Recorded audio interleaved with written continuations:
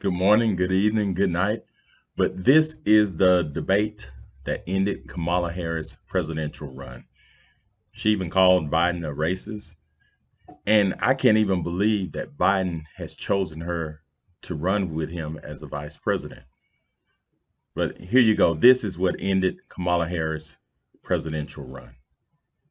I want to bring in Congresswoman Gabbard. Congresswoman Gabbard, you took issue with Senator Harris confronting Vice President Biden at the last debate. You called it a, quote, false accusation that Joe Biden is a racist. What's your response? I want to bring the conversation back to the broken criminal justice system that is disproportionately negatively impacting black and brown people all across this country today. Now, Senator Harris says she's proud of her record as a prosecutor and that she'll be a prosecutor president, but I'm deeply concerned about this record. There are too many examples to cite, but she put over 1,500 people in jail for marijuana violations and then laughed about it when she was asked if she ever smoked marijuana. She blocked evidence. Have you ever smoked? I have. Okay. Like And I inhaled. I did inhale. Okay. It was a long time ago. She blocked evidence that would have freed an innocent man from death row until the courts forced her to do so. She showed up at the two most pivotal times in this first trial, and me being convicted and me being sentenced. She wanted to be present for a celebration of a conviction. That's what it felt like, celebration? A celebration, that's what it felt like.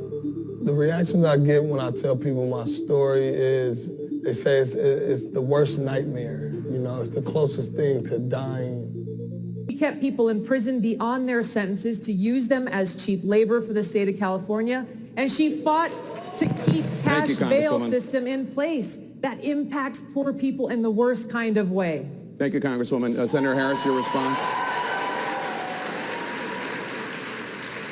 As the elected Attorney General of California, I did the work of significantly reforming the criminal justice system of a state of 40 million people, which became a national model for the work that needs to be done. And I am proud of that work.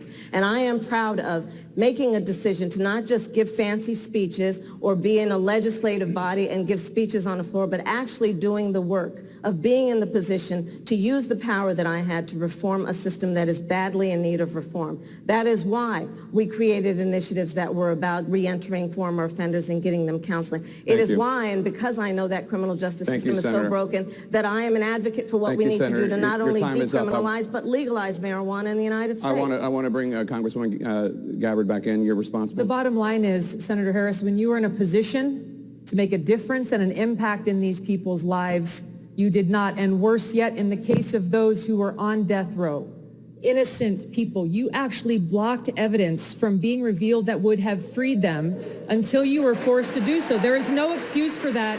And the people who suffered under your reign as prosecutor, you owe them an apology. Don't forget to subscribe, like, turn on your notifications, and share this video. Also leave comments. Thanks for watching Welding and Stuff.